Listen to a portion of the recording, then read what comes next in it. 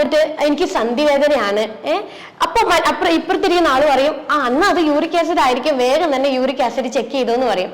ഇത് അത്രയധികം കോമൺ ആയിട്ട് മാറിയിരിക്കുകയാണ് യൂറിക് ആസിഡ് എന്നുള്ളൊരു പ്രശ്നം. അപ്പൊ ഈ യൂറിക് ആസിഡ് നേരെ നമ്മുടെ കിഡ്നിയിലെത്തി അവിടുന്ന് രക്തശുദ്ധീകരണം കഴിഞ്ഞ് മൂത്രം വഴിയാണ് ഒരു 70% യൂറിക് ആസിഡ് പുറത്തോട്ടേക്ക് പോവുക. യൂറിക് ആസിഡ് കൂടാനായിട്ട് നമ്മുടെ ബോഡിയിൽ പല കാരണങ്ങളായിട്ടുണ്ടാകും.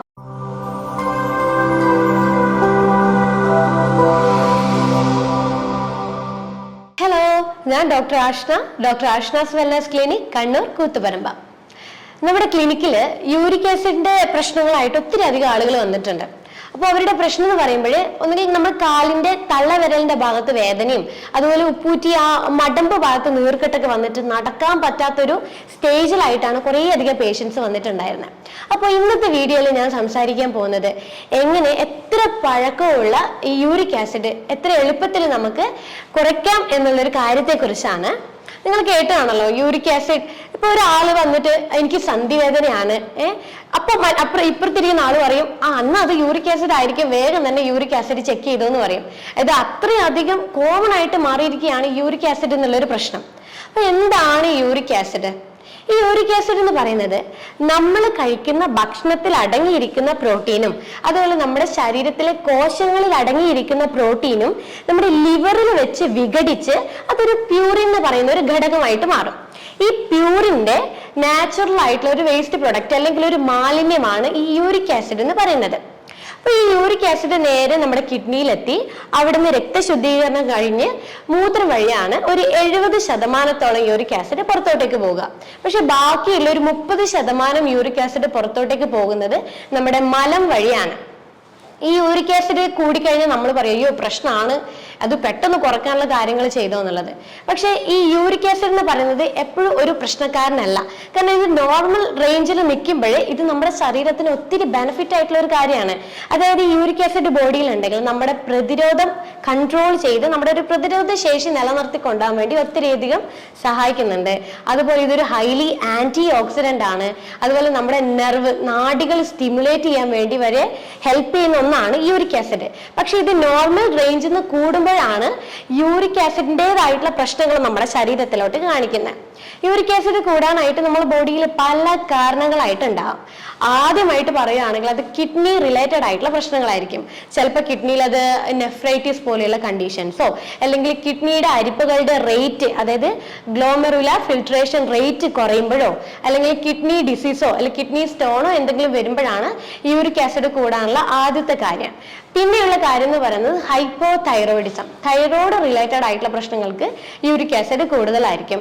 അതുപോലെ ഹൈപ്പർ പാരാതൈറോയിഡിസം ഉള്ളവർക്കും യൂറിക് ആസിഡ് കൂടുതലായിരിക്കും. ഷുഗർ, കൊളസ്ട്രോള്, ഇങ്ങനെയുള്ള ഷുഗർ ഇൻടേക്ക് കൂടുതലായിട്ട് വരുന്ന പ്രശ്നങ്ങള്, ഇതൊക്കെ കാരണം നമുക്ക് യൂറിക് ആസിഡ് കൂടുതലായിട്ടുണ്ടാവും. യൂറിക് ആസിഡ് കൂടിക്കഴിഞ്ഞാൽ നമ്മുടെ ശരീരത്തില് ചില ലക്ഷണങ്ങളായിട്ട് കാണിക്കും. അതിൽ ഏറ്റവും കോമൺ ആയിട്ട് വരുന്നതാണ് ജോയിന്റ്സുകളിൽ ഉണ്ടാവുന്ന കുത്തിപ്പറിക്കുന്ന പോലത്തെ വേദന. പിന്നെ ചിലർക്ക് ഭയങ്കര ക്ഷീണമായിരിക്കും, എപ്പോഴും ഒരു അലസതയായിട്ടാണ് ഉണ്ടാവുക. ചിലവരില് എപ്പോഴും ഒരു നടുവേദന വന്നുകൊണ്ടേയിരിക്കും. പക്ഷെ ചിലവരിലാണെങ്കിൽ ഈ യൂറിക് ആസിഡ് കാരണം കിഡ്നി സ്റ്റോൺ വന്നിട്ട് അതിന്റെ ഭാഗമായിട്ട് യൂറിനിലോട്ടേക്ക് ബ്ലഡ് ചെറിയ തോതിൽ കാണും. ഇതാണ് യൂറിക് ആസിഡ് വന്നു കഴിഞ്ഞാൽ ശരീരത്തിൽ ഉണ്ടാവുന്ന ചിലതരം ലക്ഷണങ്ങൾ. നമ്മുടെ ബ്ലഡില് യൂറിക് ആസിഡിന്റെ അളവ് കൂടിക്കഴിഞ്ഞാൽ ഇത് ക്രിസ്റ്റൽസ് ആയിട്ട് മാറും. ഈ ക്രിസ്റ്റൽസ് എന്ത് ചെയ്യും? നമ്മുടെ ജോയിന്റ്സിൽ വന്നിട്ട് അടിഞ്ഞുകൂടും. അപ്പൊ നമ്മുടെ ശരീരത്തിലെ ഈ ശ്വേത രക്താണുക്കൾ ഉണ്ടല്ലോ, ഈ ശ്വേത രക്താണുക്കൾ വന്നിട്ട് ഈ ക്രിസ്റ്റൽസ് ഒരു ഫോറിൻ ബോഡി ആണെന്നുള്ളത് ഐഡന്റിഫൈ ചെയ്തിട്ട് ഇതിനെ പോയിട്ട് അറ്റാക്ക് ചെയ്യും. ഈ അറ്റാക്ക് ചെയ്യുന്ന സമയത്താണ് ആ അടിഞ്ഞുകൂടിയ ഭാഗത്ത് ഇൻഫ്ലമേഷൻ അല്ലെങ്കിൽ നീർക്കെട്ട് വരിക. ഈ നീർക്കെട്ട് വന്ന് അവിടെ വേദന ഉണ്ടാകുമ്പോഴാണ് ഇതൊരു ഗൗട്ടി ആർത്രൈറ്റിസ് ആയിട്ട് മാറുന്നത്. അതായത് യൂറിക് ആസിഡ് കൂടുമ്പോൾ ജോയിന്റ്സിൽ യൂറിക് ആസിഡ് വന്ന് അടിഞ്ഞുകൂടി ഗൗട്ടി ആർത്രൈറ്റിസ് ആയിട്ട് വരിക.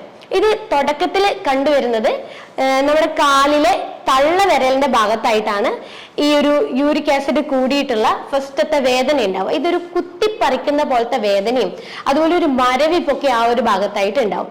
ഇതാണ് ഗൗട്ടി ആർത്രൈറ്റിസ് വന്നു കഴിഞ്ഞാൽ തുടക്കത്തിൽ ഉണ്ടാവുക. ചിലവർക്ക് ഇത് ഒരു 1-2 ദിവസം കൊണ്ട് മാറേണ്ടതായിരിക്കും. പക്ഷെ നമ്മൾ യൂറിക് ആസിഡ് ഉണ്ട് എന്ന് മനസ്സിലാക്കിയിട്ടും നമ്മളത് ചികിത്സിക്കാതെ ഇതൊരു 3-4 ആഴ്ചത്തോളം അത് നീണ്ടുപോകും. അങ്ങനെ ഇത് കൂടുന്നതിനനുസരിച്ച് മറ്റ് ജോയിൻസിനെ എഫക്ട് ചെയ്യാൻ തുടങ്ങും. നമ്മുടെ കൈത്തണ്ടയിലൊക്കെ എഫക്ട് ചെയ്യാൻ തുടങ്ങും, മുട്ടുകളിൽ എഫക്ട് ചെയ്യാൻ തുടങ്ങും, ഫിംഗർ ജോയിൻസിലൊക്കെ എഫക്ട് ചെയ്യാൻ തുടങ്ങും. അപ്പൊ ഇത് കുറച്ച് സിവിയർ ആയിട്ടുള്ള കണ്ടീഷൻ ആയിട്ട് മാറും. വളരെയധികം സഹിക്കാൻ പറ്റാത്തൊരു വേദനയിലോട്ടേക്കാണ് ഇത് പിന്നീട് പോകുക. അതുകൊണ്ടാണ് നമ്മൾ എപ്പോഴും പറയുന്നത് എല്ലാ 6 മാസം കൂടുമ്പോഴും നമ്മളൊരു ബോഡി ഹെൽത്ത് ചെക്കപ്പ് ചെയ്യണം. എന്തെങ്കിലും ഒരു പ്രോബ്ലംസ് ഉണ്ടെങ്കിൽ അത് നേരത്തെ ഐഡന്റിഫൈ ചെയ്ത് നമ്മളത് ചികിത്സിക്കണം എന്ന് പറയുന്നതിന്റെ കാര്യം.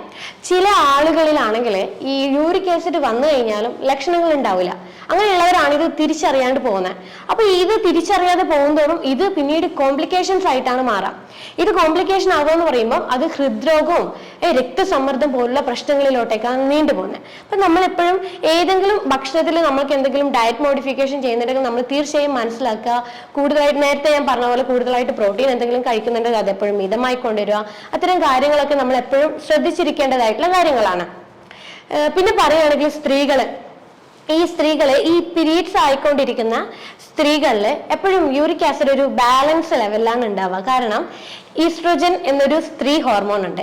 ഈ ഈസ്ട്രോജൻ എന്ന് പറഞ്ഞ സ്ത്രീ ഹോർമോണ് നമ്മുടെ ശരീരത്തിലേക്ക് ഉണ്ടാവുന്ന യൂറിക് ആസിഡിന്റെ അളവ് നിയന്ത്രിക്കുകയും അത് മൂത്രത്തിലൂടെ പുറത്തോട്ട് തള്ളിവിടാൻ വേണ്ടിയിട്ട് ഒത്തിരി അധികം ഹെൽപ്പ് ചെയ്യുന്ന ഒരു ഹോർമോണാണ് ഈസ്ട്രോജൻ. പക്ഷെ ഈ മെനോപോസ് കഴിഞ്ഞിട്ടുള്ള സ്ത്രീകൾ, അതായത് ആർത്തവ ചക്രം കഴിഞ്ഞതിന് ശേഷമുള്ള സ്ത്രീകളിലാണെങ്കിൽ ഈ യൂറിക് ആസിഡ് വളരെ കോമൺ ആയിട്ട് കണ്ടുവരുന്നുണ്ട്. കാരണം ഈസ്ട്രോജൻ എന്ന് പറയുന്ന ഒരു ഹോർമോൺ സപ്പോർട്ടിന് ഇല്ലാത്തത് കൊണ്ട് തന്നെ പെട്ടെന്ന് യൂറിക് ആസിഡ് കൂടാനും അതുപോലെ പെയിന് കാര്യങ്ങളൊക്കെ വരാനുള്ള പോസിബിലിറ്റി കൂടുതലായിരിക്കും. ചില ആളുകൾക്ക് ഈ യൂറിക് ആസിഡ് കൂടി കഴിഞ്ഞു കഴിഞ്ഞാൽ ജോയിൻസുകളിലൊക്കെ ആയിട്ട് വേദന ഉണ്ടാവുമല്ലോ. അപ്പൊ ചിലർക്ക് ഇത് കൺഫ്യൂഷൻ ആയിരിക്കും, ഇതെന്തോ ആമവാദത്തിന്റെ വല്ല പ്രശ്നങ്ങളാണോ എന്നുള്ളത്. പക്ഷെ നമുക്ക് യൂറിക് ആസിഡും ആമവാദവും തമ്മിൽ നമുക്ക് കമ്പയർ ചെയ്യാൻ കഴിയും. അതായത് ഈ യൂറിക് ആസിഡ് വന്നു കഴിഞ്ഞാൽ ഏതെങ്കിലും ഒരു സ്പെസിഫൈ ചെയ്തിട്ടുള്ള ജോയിൻസിലാണ് ഉണ്ടാവുക. പ്രത്യേകിച്ച് ഞാൻ നേരത്തെ പറഞ്ഞ പോലെ നമ്മുടെ കാലിലെ തള്ളവിരലിന്റെ ഭാഗത്തായിട്ടാണ് വേദന ഉണ്ടാവുക. പക്ഷെ ഈ ആമവാദം ആണെങ്കിൽ മറ്റ് പല ജോയിൻസുകളിലും വേദന ഉണ്ടാവും, ടൈറ്റ്നസ്സും ഉണ്ടാവും. പക്ഷെ നേരത്തെ പറഞ്ഞ പോലെ യൂറിക് ആസിഡ് കൺട്രോൾ ഇല്ലാതെ നീണ്ടു നിൽക്കുന്നതാണെങ്കിൽ മാത്രമേ മറ്റ് ജോയിൻസുകളിൽ വന്ന് എഫക്ട് ചെയ്യുള്ളൂ. അത് വളരെ റയർ ആയിട്ടുള്ള കണ്ടീഷനാണ്. പിന്നെ നമ്മൾ ഈ ഗൗട്ടി ആർത്രൈറ്റിസ് എന്ന് പറയുന്നുണ്ടല്ലോ, അപ്പൊ നമുക്ക് ബ്ലഡ് ടെസ്റ്റ് ചെയ്യുമ്പോൾ യൂറിക് ആസിഡിന്റെ അളവ് എളുപ്പത്തിൽ നമുക്ക് കണ്ടുപിടിക്കാൻ പറ്റും. പക്ഷെ ഗൗട്ടി ആർത്രൈറ്റിസ് ആണോ എന്നുള്ളത് കൺഫേം ചെയ്യണമെങ്കിൽ നമുക്ക് എക്സ്റേയോ അങ്ങനെയുള്ള എന്തെങ്കിലും മെത്തേഡ് വഴി മാത്രമേ നമുക്ക് ഗൗട്ടി ആർത്രൈറ്റിസ് കണ്ടുപിടിക്കാൻ കഴിയുള്ളൂ. ചില കേസസിൽ യൂറിൻ അസിഡിക് ആവുന്ന ഒരു സ്റ്റേജ് വരാറുണ്ട്. അതായത് ഡയബറ്റിക് ആയിട്ടുള്ളവരത്, അല്ലെങ്കിൽ നെഫ്രോപ്പതി ആയിട്ടുള്ള കണ്ടീഷൻസ്, പിന്നെ നമ്മൾ ഈ ഫാസ്റ്റിംഗ്, സ്റ്റാർവേഷൻ, അതായത് ഫാസ്റ്റിംഗ് ഒക്കെ ചെയ്യുമ്പോൾ, പിന്നെ ഈ വൈറ്റമിൻ സി അടങ്ങിയ ഭക്ഷണങ്ങൾ നമ്മൾ കഴിക്കാതിരിക്കുമ്പോഴേ, ഇത്തരം സ്റ്റേജസ് ഒക്കെ വരുമ്പോഴേ നമ്മളെ യൂറിൻ അസിഡിക് ആയിട്ട് മാറും. അപ്പൊ ഈ യൂറിൻ അസിഡിക് ആയിട്ട് മാറുമ്പോഴേ ഈ പുറത്തോട്ടേക്ക് പോകേണ്ട, മൂത്രം വഴി പുറത്തോട്ടേക്ക് പോകേണ്ട യൂറിക് ആസിഡ് പുറത്തോട്ട് പോവാതെ ഇത് കിഡ്നിയിൽ അടിഞ്ഞുകൂടി കിഡ്നി സ്റ്റോൺ വരാനുള്ള ചാൻസസ് കൂടുതലാണ്. അപ്പൊ ഈ കിഡ്നി സ്റ്റോൺ നമുക്ക് ഈ അസിഡിക് കാരണം ഉണ്ടാകുന്ന കിഡ്നി സ്റ്റോൺ നമുക്ക് എളുപ്പത്തിൽ മാറ്റാൻ പറ്റും. നമ്മളെ യൂറിൻ ഒന്ന് ആൽക്കലൈൻ ആക്കി മാറ്റുവാണെങ്കിൽ പെട്ടെന്ന് ഈ കിഡ്നി സ്റ്റോൺ മൂത്രം വഴി പുറത്തോട്ടേക്ക് പോകുന്നതാണ്. അപ്പൊ ഈ യൂറിക് ആസിഡ് കൊണ്ടുണ്ടാകുന്ന ഈ ഒരു ബുദ്ധിമുട്ട് നമുക്ക് പെട്ടെന്ന് യൂറിൻ അസിഡിക് ആക്കി ആൽക്കലൈൻ ആക്കി മാറ്റിയിട്ട് നമുക്ക് കുറയ്ക്കാൻ കഴിയും. യൂറിക് ആസിഡ് ഉള്ളവര് ശ്രദ്ധിക്കേണ്ടതായിട്ടുള്ള കുറേ അധികം കാര്യങ്ങളുണ്ട്. നമ്മളിപ്പം ചില ആരോഗ്യ പ്രശ്നങ്ങൾ കൊണ്ടുണ്ടായതായിരിക്കാം, അല്ലെങ്കിൽ ചിലപ്പോൾ നമ്മുടെ ലൈഫ് സ്റ്റൈൽ ഉണ്ടാകുന്ന പ്രോബ്ലംസും ഉണ്ടായിരിക്കാം, അല്ലെങ്കിൽ നമ്മൾ വാട്ടർ കണ്ടന്റ് നമ്മുടെ ശരീരത്തിൽ മെയിൻറ്റെയിൻ ചെയ്യാത്തത് കൊണ്ടായിരിക്കാം. ഇത് ഏതെങ്കിലും ഒരു കാരണങ്ങൾ കൊണ്ടായിരിക്കും നമുക്ക് യൂറിക് ആസിഡ് നമ്മുടെ ശരീരത്തിൽ ഉണ്ടാവുന്നത്. അപ്പൊ എങ്ങനെ യൂറിക് ആസിഡ് ഉള്ളവര് ഏത് രീതിയിൽ നമ്മൾ യൂറിക് ആസിഡ് കുറയ്ക്കാനുള്ള കാര്യങ്ങൾ ശ്രദ്ധിക്കണം എന്നുള്ളത് ഞാൻ ഒന്ന് ഡീറ്റെയിൽ ആയിട്ട് പറഞ്ഞുതരാം. അതിൽ ആദ്യം നമ്മൾ ശ്രദ്ധിക്കേണ്ട കാര്യമാണ് ഹൈഡ്രേഷൻ. അതായത് നമ്മുടെ ശരീരത്തിന്റെ വെയിറ്റിനനുസരിച്ചിട്ടുള്ള ഹൈഡ്രേഷൻ നമ്മൾ നിലനിർത്തേണ്ടത് നിർബന്ധമായിട്ടുള്ള ഒരു കാര്യമാണ്. കാരണം നമ്മുടെ കിഡ്നിയിൽ വെച്ചിട്ടാണ് നമ്മുടെ രക്തശുദ്ധീകരണം നടക്കുന്നത്. രക്തശുദ്ധീകരണം നടക്കുന്നതിന്റെ ഭാഗമായിട്ട് നമ്മുടെ ശരീരത്തിൽ വേണ്ടാത്തതായിട്ടുള്ള കൂടുതലായിട്ടുള്ള കാര്യങ്ങളൊക്കെ നമ്മുടെ മൂത്രം വഴിയാണ് പുറത്തോട്ടേ പോവുക. അപ്പൊ യൂറിക് ആസിഡ് കൂടുതലുള്ള ആൾക്കാർ വെള്ളത്തിന്റെ അളവ് നിർബന്ധമായിട്ടും നിലനിർത്തേണ്ടത് ആവശ്യമായിട്ടുള്ള ഒരു കാര്യമാണ്. അതായത് 20 കിലോന് 1 ലിറ്റർ എന്നുള്ളൊരു കണക്കിന് നമ്മൾ വെള്ളത്തിന്റെ അളവ് നിലനിർത്തുക. എങ്കിൽ മാത്രമേ നമുക്ക് ഈ യൂറിക് ആസിഡ് മൂത്രം വഴി നമുക്ക് പുറത്തോട്ട് കൊണ്ടുവരാൻ കഴിയുള്ളൂ. രണ്ടാമത്തേതായിട്ടുള്ള കാര്യം എന്ന് പറയുന്നത് നമ്മുടെ ശരീരത്തിന് ഒത്തിട്ടുള്ള ഭാരം നമ്മൾ നിലനിർത്തുക എന്നുള്ളൊരു കാര്യമാണ്. അതായത് നമ്മുടെ BMI സ്റ്റാർട്ട് ചെയ്യുന്നത് 18 എന്നാണ്. 18 തൊട്ട് 24-നുള്ളിലുള്ള BMI ആണ് നമ്മുടെ എപ്പോഴും ശരീരത്തിന് ആവശ്യമായിട്ടുള്ളത്. അപ്പൊ ഇതിൽ കൂടുതലായിട്ട് വരുന്ന BMI, അതായത് ഓവർ വെയിറ്റ്, ഒബേസിറ്റി, അമിതവണ്ണം, ഇങ്ങനെയുള്ള കണ്ടീഷൻസ് വരുമ്പോഴേ നമ്മുടെ ശരീരത്തിൽ ഗ്ലൂക്കോസിന്റെ പ്രൊഡക്ഷൻ കൂടാൻ തുടങ്ങും. ഈ ഗ്ലൂക്കോസിന്റെ പ്രൊഡക്ഷൻ കൂടാൻ തുടങ്ങുമ്പോഴേ ശരീരത്തിൽ സ്വാഭാവികമായിട്ടും ഫാറ്റ് വന്ന് അടിഞ്ഞുകൂടുകയും ഇത് ഫാറ്റി ലിവർ എന്നുള്ളൊരു കണ്ടീഷനിലോട്ടേക്ക് ഷിഫ്റ്റ് ചെയ്യും. ഈ ഫാറ്റി ലിവർ നേരത്തെ ഞാൻ പറഞ്ഞല്ലോ, കാരണങ്ങളിൽ ഫാറ്റി ലിവർ കൊണ്ട് നമുക്ക് യൂറിക് ആസിഡ് വരാം എന്നുള്ളത്. അപ്പോൾ നമ്മളെ ഭക്ഷണത്തിൻ്റെ അകത്ത് കലോറി കൂടിയ ഭക്ഷണങ്ങളോ അല്ലെങ്കിൽ ഹൈ ഫാറ്റ് അടങ്ങിയ ഭക്ഷണങ്ങൾ നമ്മൾ കഴിക്കുമ്പോഴോ ഈ ശരീരത്തിൽ ഗ്ലൂക്കോസ് പ്രൊഡക്ഷൻ കൂടുകയും അതുമൂലം ഇൻസുലിൻ്റെ അളവ് കൂടുകയും ഇൻസുലിൻ റെസിസ്റ്റൻസ് ആയിട്ടുള്ള കണ്ടീഷൻസ് ആയിട്ടുള്ള ഫാറ്റി ലിവർ, ഡയബറ്റിക് ഇങ്ങനെയുള്ള പ്രശ്നങ്ങൾ നമ്മുടെ ശരീരത്തിൽ തുടങ്ങിക്കഴിഞ്ഞാൽ ശരീരത്തിൽ യൂറിക് ആസിഡിന്റെ അളവ് സ്വാഭാവികമായിട്ടും കൂടും.